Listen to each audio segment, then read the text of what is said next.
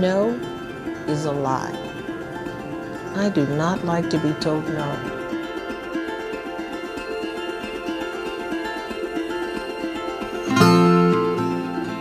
So tell me who you are, a little bit about where you're from, and maybe a little bit about your early life.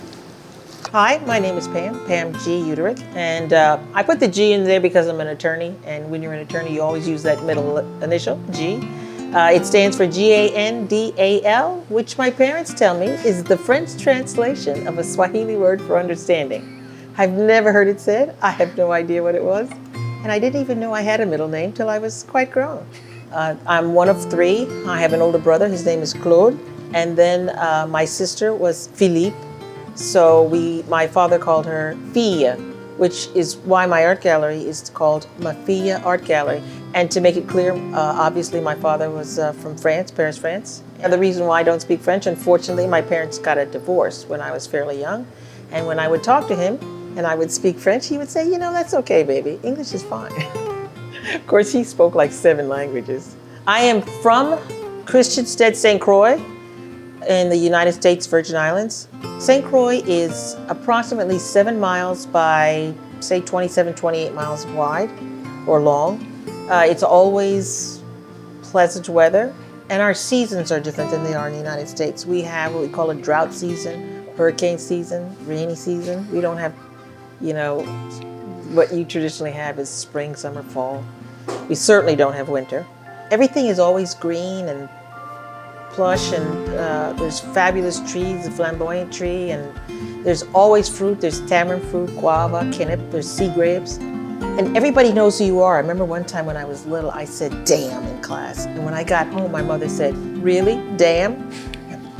Another thing, we don't swear on an island. Since I've become an attorney, I have learned to swear like a sailor, but I don't do it when I go home. I didn't learn how to drive while I was there because you walk, it's very small. Our water is so blue that when you fly over from plane, you see the bottom of the sea. It's just always blue and pleasant. An island is just the most fantastic, almost fantastical place to grow up. One thing that's really prevalent right now are issues of race, meaning color issues. And I'm going to tell you, on an island, we don't really have color issues. I wasn't taught that a black person didn't have the same rights as everyone else. And the concept of a white supremacy was completely alien to me. I really now struggle with what does that mean? Everybody of any color is just perfectly great on an island. I remember one time when I was at Rice, one of my fellow students looked at my photo album and said, hey Pam, who's this white guy in your album? And I thought, white guy in my album? There's no white guy in my album. And she said, he's right here, he's everywhere. So I go over there and I look at this album, and it's a friend of mine named Guy Golden, and I'm looking, and I thought, oh my God, I guess he's considered white in America. But it had never occurred to me that he was white. He was just Guy, and he was from St. Croix, so he was a Crucian. And so this is a new thing.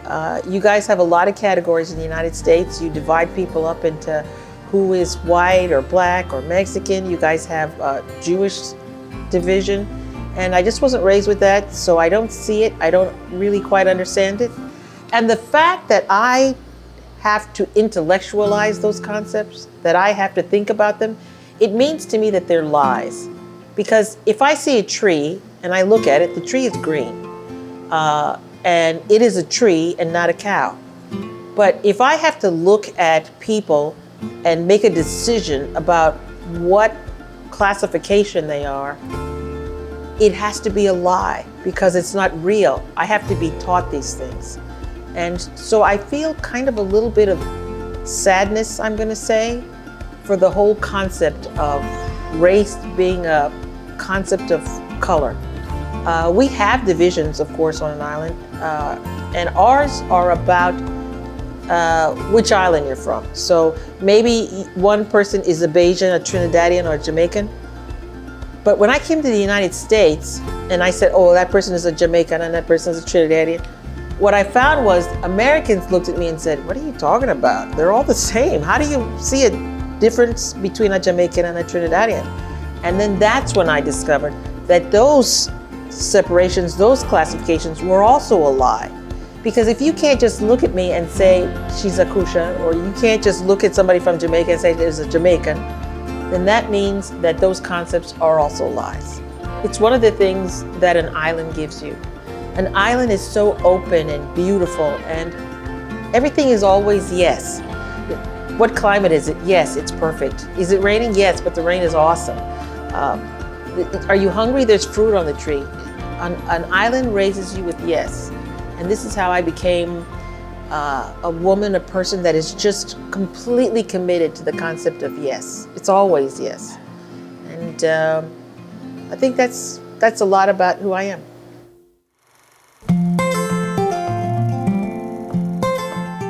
I came to the United States when I was 17 years old. I came to go to college. I had told my mother a tiny fib, just the tiniest one. She said, "Have you completed your college apps?"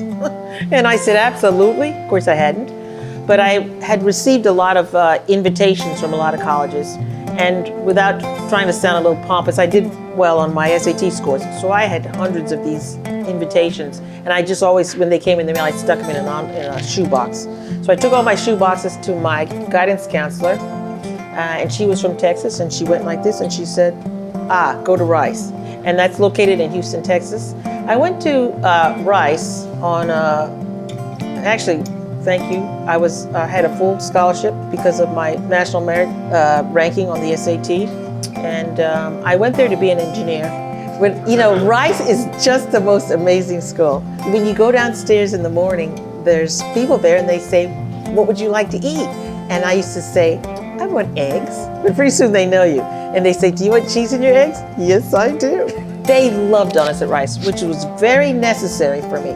Two things were necessary for the climate and the way they loved you. Because I was used to being embraced and I was used to warm weather. So I don't think, or I'm not sure how I would have made it through had I not gone to Rice. And while I was there, I was enjoying myself, but another counselor came by. She said, "So Pam, how are you?" I said, "I'm great." And then she said, "You don't sound great." And I said, "Yeah, I'm great." And she said, "What would you be if you weren't an engineer?" And I said, "I'd be a lawyer." She said, "Today, honey, you are a lawyer." And so I went to law school. Again, they kind of herd you at Rice. You leave, if you're going to be an attorney, they aim you at the University of Texas.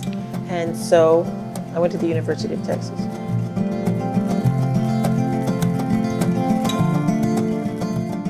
So one of the things the island teaches you is if you make a commitment, you stick to it. And I'm a big proponent of sticking to my commitments. And if you're going to do something, do it the best. If you're not going to do the best at what you're doing, then don't do it. Go get a beer, go to the beach, drink, and hallucinate. Have a good time. But don't waste your time or other people's time by doing something that would be considered mediocre or average. So there was a time when I just finished law school, and of course I went out like a maniac, and I applied to different law firms that I was going to go work for. I also applied to a temp agency because the temp agency hires you the next day. So the next day I got a call and they said, "Well, we're looking for someone to stuff envelopes." I said, "Absolutely, sir." And they said, "We need you for 2 weeks." Yeah. So I go in the next day and I begin to stuff envelopes. And I did it the best that I could possibly do it. Everything was folded evenly. They were stuffed all in the same direction. It was perfect. So I got a call 2 days into it and they said, "Pam, we're from the law firm and you have a job." "Oh, thank you, thank you. When do you want to start?" And I said, "Well, I'll start in 2 weeks." And they said, "Absolutely." So I was working and stuffing these envelopes. 2 weeks passed. And the lady at this company said, "We never hire a temp, never. But for you, we're hiring you because you're the greatest envelope stuffer there ever was." And I was really proud, to tell you the truth. This is why I still remember the story. And I said, "Well, thank you very much, but I have a job." And she said, "What are you doing?" And I said, "Well, I'm actually a lawyer." She said, "You're a lawyer and you're stuffing envelopes?" I said, "Ma'am, I applied for this job. You told me you wanted me to stuff envelopes for 2 weeks. And that's why I stuffed every envelope for 2 weeks. I didn't dawdle. I didn't take long breaks. I didn't think stuffing envelopes was beneath me. I didn't waver. I didn't take too long for lunch. I stuffed every envelope the way they should be stuffed because that is what is required of you. If you make a commitment to something, do it. And if you're not going to do it, then go get that beer. Because a beer on the beach is great. A horribly stuffed envelope is not.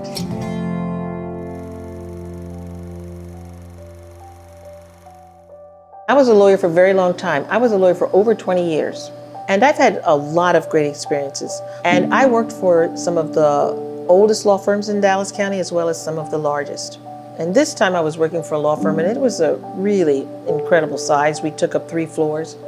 And I had invited all the other lawyers on the opposition side to come in, and they were going to have a conference about the case we were having. So I go into this conference room with my suit on and pumps. And let me tell you something. From an island, I don't even like shoes. If I'm wearing pumps, I'm in lawyer mode. And the whole rest of the room were filled with white men. And the first guy says, "Excuse me, would you bring me some coffee?" And I thought, he thinks I'm the person that brings coffee. So I took the book and a pen and I said, "Would you like cream and sugar with that?" And he goes through, yes. And the guy next to him says, "Can you bring me a Coke?" And I go, my mind thinking, "You too, huh?" And I say, "If I don't have Coke, will Pepsi do?" "Yes." And they all go around the room. Now, of course, they're prompted. They all go around ordering things. "Would you like ice?" And I thought, I'm in a suit, I have a briefcase, and pumps. And they think I make coffee. They thought I made coffee because I was female and because I was black. And pumps or no pumps, black women make coffee. So I went out the room and I gave the list to whoever does the coffee. And I came back in and they're startled because I don't have any coffee. And I sit at the head of the table because of course it's my law firm, so that table is reserved for me. And I sit at the, oh my God. The room went silent and everybody, they start looking at each other. Oh my God, we asked the head lawyer on this case to bring us coffee. And so I didn't say anything. I didn't look at them. I put my briefcase down and then I leaned forward and looked. And it was great because I control the room. I control the room because I said, "Really? So I make coffee for you, do I? Now let's start the case." And I'm going to tell you something. It's a power rush that many women, especially back then, we didn't have that authority. We weren't given that power. But I got to control the room. It's being a lawyer, a litigator, it tapped into a part of my personality that is aggressive, and I call it my she lion, I'm going to tell you, I have often been called, and I'm going to use a bad word, so hold on. I have been often called a bitch. But you know, when you're called a bitch and you're a lawyer, it's a good thing. It means you're stomping butt. And that's what I did. I stomped. I ate it. I loved it. I was a bitch often. And then another good thing about being a lawyer when you're a black female is they underestimate you. So, I used it. I would just be shy. They're sexist. So I remember one of the partners said, "Would you lift your skirt up so I can see your legs?" And you would think I should become angry, and I didn't.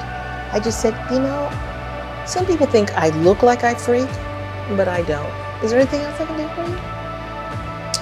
To dance in that world, to control that world is incredible. And I did. I controlled it. I danced in it. I would walk into some firms, or I used to represent cities too, and they would look at me like, "Hello? Yes?"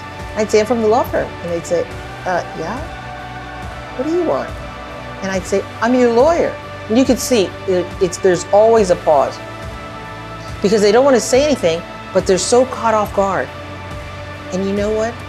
I didn't react to it. I just went on like, I am the lawyer, so I don't need to prove to you I'm the lawyer. We don't need to have a discussion about me being the lawyer. I am the lawyer. And I know that eventually this will get through to you and you will relax. The thing is, when you know who you are, I don't need permission from anyone to allow me to be a lawyer. I don't need permission from the men in that room that I am lead counsel, because I know I'm lead counsel. I am. I don't need you to grant me the authority. I have it.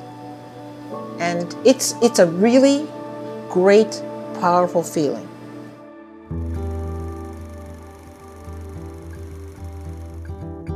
while I was practicing law, I was also being fruitful and multiplying. And so I was making my third child, breastfeeding the second one, and walking the first one across the street. But anyway, I was pregnant at the time and I cracked my ankle. So I had a case. And the way I went to that courtroom every day was I would sit in, get into the car this way, and I'd lift it up over the steering wheel and put it on the passenger side, and I would drive with my left foot.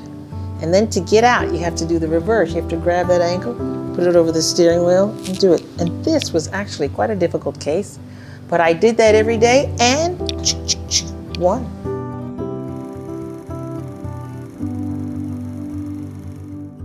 There's also another case that I did, and this involved a little black girl, and she was an honor student. But she was walking down the hallway at a Carlin school district, which, if you're not familiar with Texas, Carlin is a predominantly white, I'll say, school district. Anyway, this black girl, she was fine. She was a lovely child, I thought. But she was walking down the hallway, and there was a vial on the floor. So she picks up this vial, and there's a teacher behind her. And the teacher says, "What's in your hand?" And she goes, "Nothing." So the teacher says, "What's in your hand?" And she says, "Nothing." And the teacher grabs her arm and says, "What is in that vial?" And the child goes like this. Having been grabbed, she swings like this, and she clips the teacher in the face. Whoa. Back then, no tolerance. You clip a teacher in the face, you are out. You're in alternative school. And there is a place for alternative school, but alternative school was not the place for this child. Usually you go there when you're pregnant or you have some issues with drugs or you've done some discipline issue. I don't know. I'm not in the school district. But this little girl needed to stay in school, and excellent student. But everybody along the way had declined her request to stay in school, stay in regular school. So she came to my office and she had one other appeal, and it was before the board, Carlin School Board.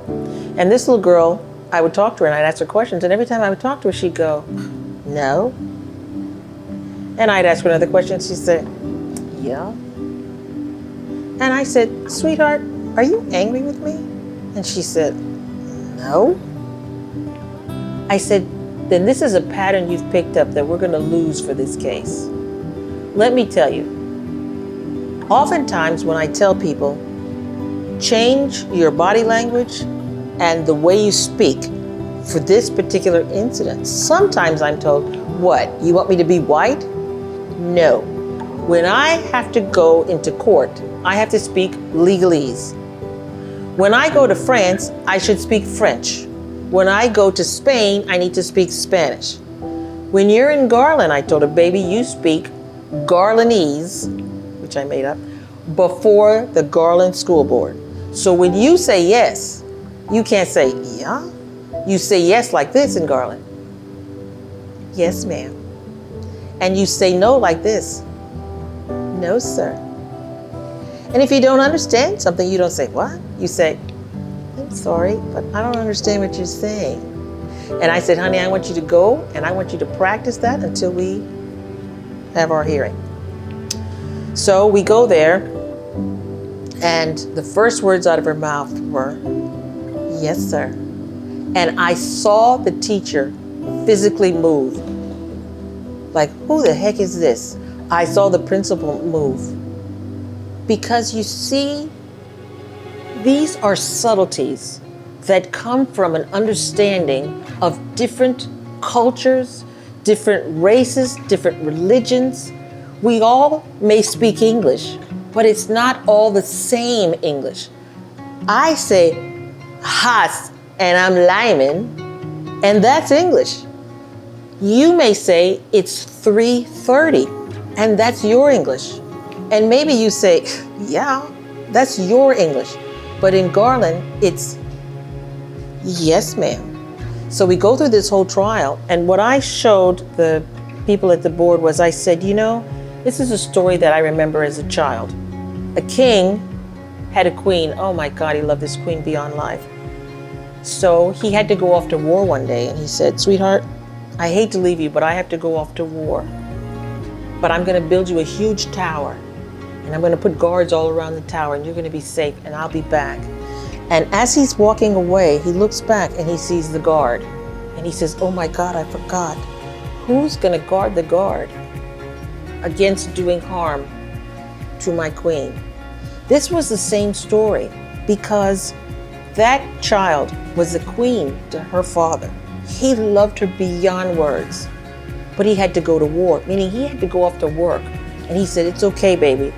I am going to protect you. I'm going to build a tower for you and put you in it. That's the school. And then I'm going to put a guard, and that's the teacher. But who protects his queen from the guard? And it was the school board. And I said, you are required to understand subtlety, the nuances, the way that we all need to communicate. We need to communicate in ways that we each understand. And so I said, you know, when that teacher grabbed her hand, what she thought was she was being assaulted. Her father told her, and you don't let anybody grab you or touch you like that.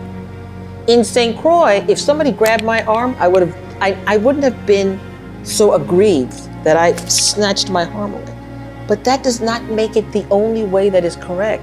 Her way is just as correct as mine. The way she was raised was different than the way I was, which was different than the way the teacher was. And all those things came into play. So I explained this to the school board. I said, you know, this child felt like she was being attacked by the guard. And now you have to protect her from the guard. And they let her back in school.